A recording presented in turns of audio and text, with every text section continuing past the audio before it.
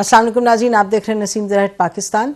कल भी हमने 27वीं तरमीम और अफगानिस्तान पर बात की थी और आज भी हम इन्हीं दोनों मामलात पर फोकस करेंगे। 27वीं तरमीम जो है अब तो वो टेबल भी हो गई सेनेट में और कमेटी में भी चली गई है और इस पर बहुत सी राय सामने आ रही है। जो दस्तावेज है वो भी सामने आ गया, जिसमें कि हमें लगता है जो दो क्रिटिकल चीज़ें हैं वो एक आईनी अदालत जो है उसके हवाले से और दूसरा जो आर्टिकल 243 आर्मी के अंदर कुछ चेंजेस के हवाले से बातचीत है, तो उस पर बात करेंगे। और नाज़रीन, अफगानिस्तान पर कल था कि जी मामलात कुछ खिटाई में पड़ गए बातचीत की, लेकिन आज पाकिस्तान की जो डेलीगेशन है वो वापस आ गई है, अफगानिस्तान की अपने मुल्क वापस चली गई है। पाकिस्तान ने शुक्रिया अदा किया है कतर के और तुर्की की के जो सालसी उन्होंने की है।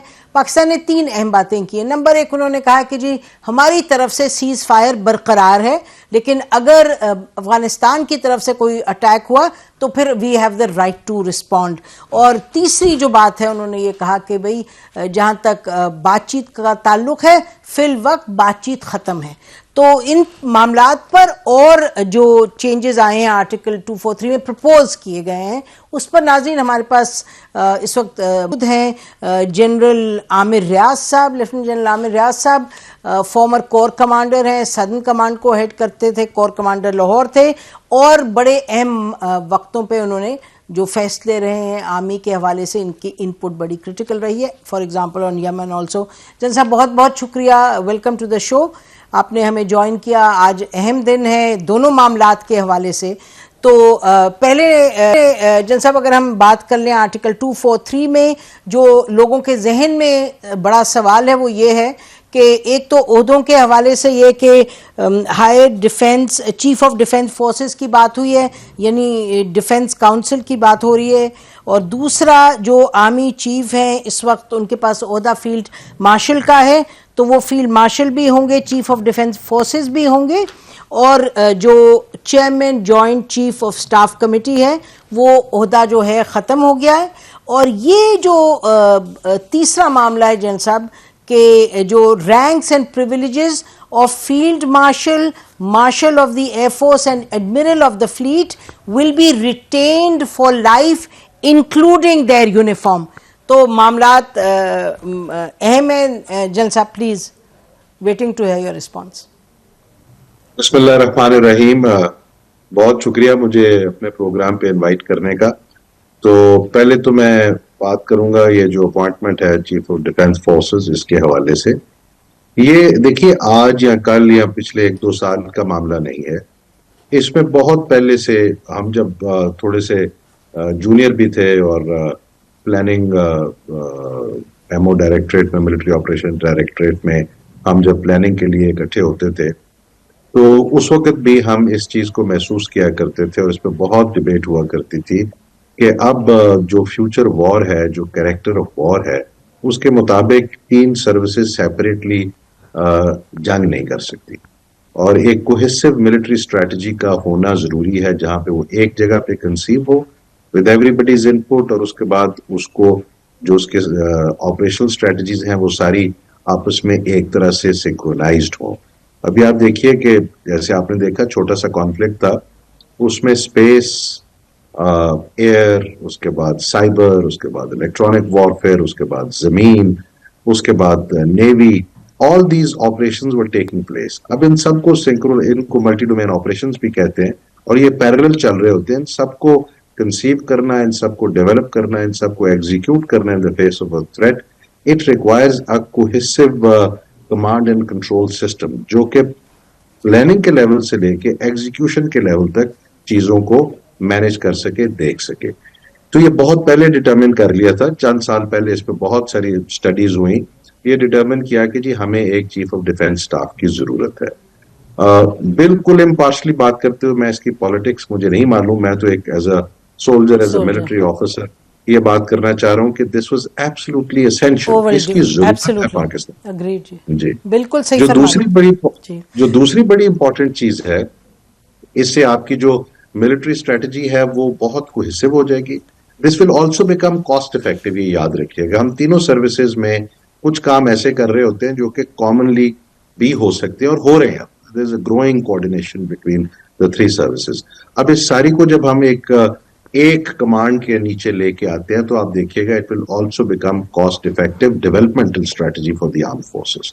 तो ये तो इसके फायदे हैं जो कि सबको पता है। ये मैं नहीं सिर्फ कह रहा, आप किसी भी आर्म फोर्सेस के ऐसे आदमी से जो इन मामलात के साथ डील करता है, he will tell you that this is absolutely essential, quintessential इसको कहते हैं कि ये जरूरत है आज की मॉडर्न वॉरफेयर के अंदर जाते हुए। जी, जैसे अभी आपने कहा जैन साहब, वी सॉ दिस, ये इंडिया के साथ जो एक हुआ हमारा कॉन्फ्लिक्ट छोटा सा, उसमें जो मसलन एयर स्पेस थी उसमें आपके ड्रोन्स भी थे, आपके मिसाइल्स भी थे, आपके प्लेन्स भी थे, तो all of this is in some ways shared तीनों फोर्सेस के साथ भी।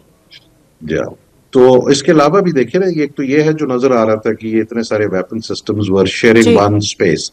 इसके अलावा there are intelligence operations which are also taking place concurrently, which includes electronic intelligence, which includes so many other things. वहां पे भी बहुत सारी शेयरिंग हो रही होती है, right from the space to the under the sea submarines तक। तो ये सारे मामलात को कोऑर्डिनेट करके एक well coordinated orchestrated effort to defeat a threat, इसके लिए इसके अलावा गुजारा नहीं था। ये होना था और ये बहुत अच्छी बात है कि इसको अब कर लिया जाए। तो ये तो है इसकी ऑपरेशनल नेसेसिटी। जो दूसरी चीज आपने कही, strategic forces command. Strategic forces command is a very very specialised command. इसमें हमारे पास जो जी it deals with our nuclear, और हमारे पास उसमें we have components in the air force, we have components in the navy, we have components with the army, and obviously under the larger umbrella of the SPD. उसके लिए ये strategic forces command का होना भी बहुत ही जरूरी था। It will improve your deterrence, it will make it more cohesive, और कमांड कंट्रोल जो पाकिस्तान का वैसे बहुत अच्छा है, अल्हम्दुलिल्लाह द वर्ल्ड रिकॉग्नाइजेस कि हमारा न्यूक्लियर का कमांड कंट्रोल बहुत अच्छा है। This is one step forward to make it even better.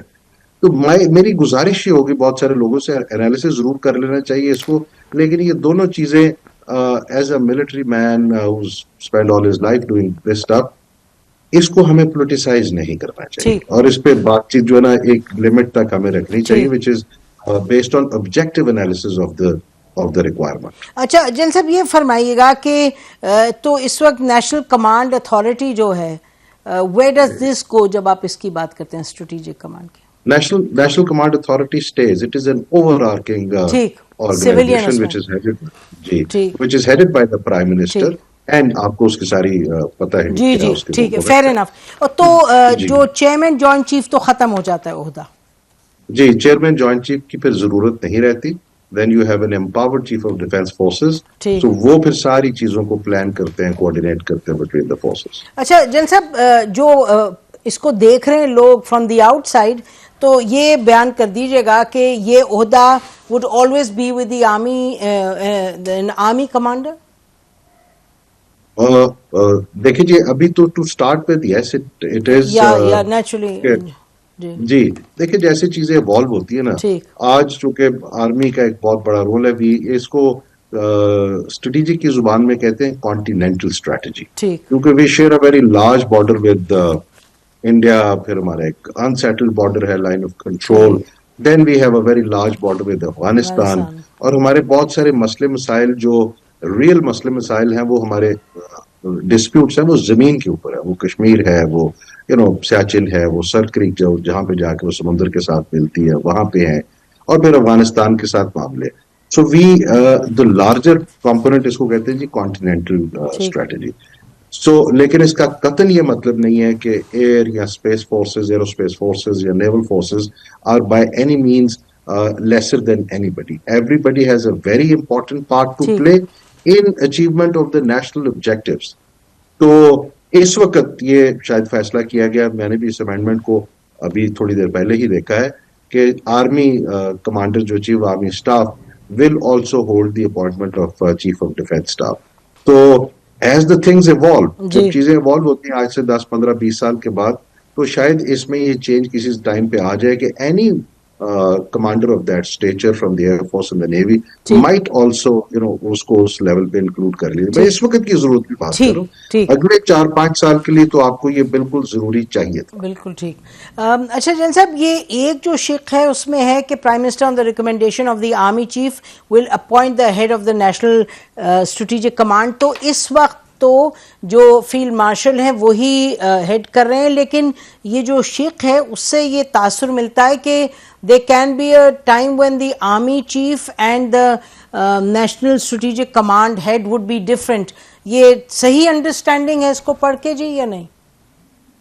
मेरा ये ख्याल है कि बिल्कुल सही अंडरस्टैंडिंग है ये। Army chief will have a very different set of tasks and all under the chief of defence staff, and जो स्ट्रेटेजिक फोर्सेस का कमांडर है ही विल उनका बिल्कुल एम्बिट फर्क है। ओके वो न्यूक्लियर के एम्बिट के कमांडर हैं और न्यूक्लियर फोर्सेस के कमांडर ठीक हैं, और वो बिल्कुल डिफरेंट तरीके से ऑपरेट करेंगे through the obviously from the instructions will come from the national command authority. जी। अच्छा तो जैन साहब, फिर ये भी पॉसिबल है कि द प्रेजेंट फील्ड मार्शल जो इस वक्त फिल वक्त तो नेशनल स्ट्रेटेजिक कमांड के हेड होंगे, ये भी हो सकता है कि ये during this duration, I am just asking hypothetically, कि वो किसी को नॉमिनेट कर सकते हैं कि प्राइम मिनिस्टर से कहें कि जी इनको in I don't know coming months और ईयर के इनको नेशनल कमांड स्ट्रेटेजिक कमांड का हेड बना दें। We can't rule this out. जी नहीं, मेरा ख्याल है कि वो with the passage of time ये क्लैरिटी आएगी थोड़ी सी, ठीक ठीक because it's a major change in the high defence organisation ठीक विच इज नेसेसरी जी जी, operational I strategically. Think there is clarity that it is necessary, the nature of war everybody seen. जी जन साहब, आखिरी सवाल इसी हवाले से, ये जरा इसमें एक आम शख्स को समझने के लिए कि the ranks and privileges of field marshal, marshal of the air force and admiral of the fleet will be retain for life including their uniforms. इसका क्या मतलब होता है जी, for life including their uniforms? इसमें जो मुझे समझ आई इसको पढ़ के, इसका मतलब ये है कि जी एक तो खैर it is a known fact that the field martial is not a rank, it's a rank, it's not an appointment.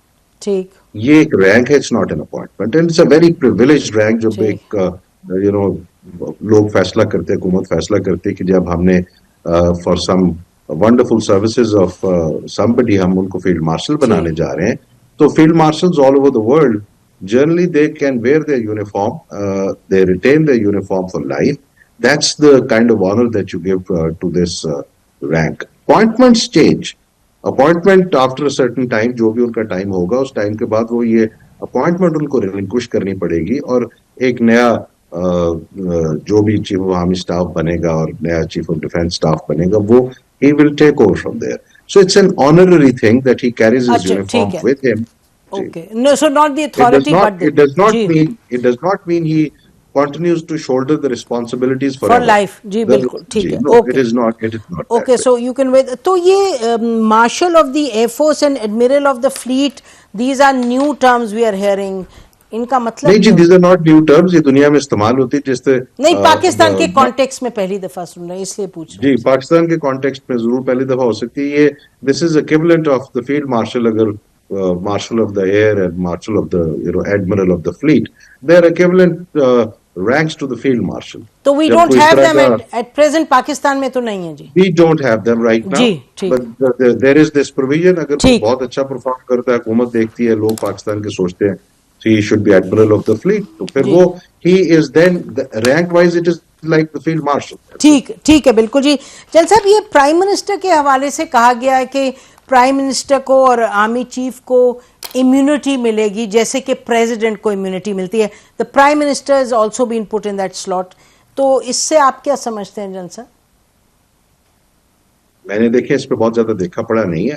I will not be able to really make a substantive comment on this. Ji Immunity normally तो हम यही समझते सुनते आए हैं कि the president of a country has immunity, और prime minister generally because एक public figure है, elected by the people, responsible to the people, and works under within the constitutional framework.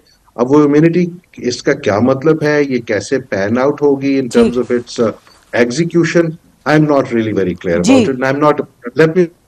ठीक है, ये जी फिर ये दोनों का जिक्र है इसमें, आर्मी चीफ का भी उनका भी, बट बहरहाल आपने फरमाया कि इस पे आप ज्यादा कमेंट नहीं कर सकते क्योंकि आपने इसको नहीं किया रिव्यू। बट बहुत शुक्रिया जनरल साहब, हम ब्रेक के बाद आपके पास वापस आएंगे, बात करेंगे। नाजरीन हमारे साथ रहिएगा।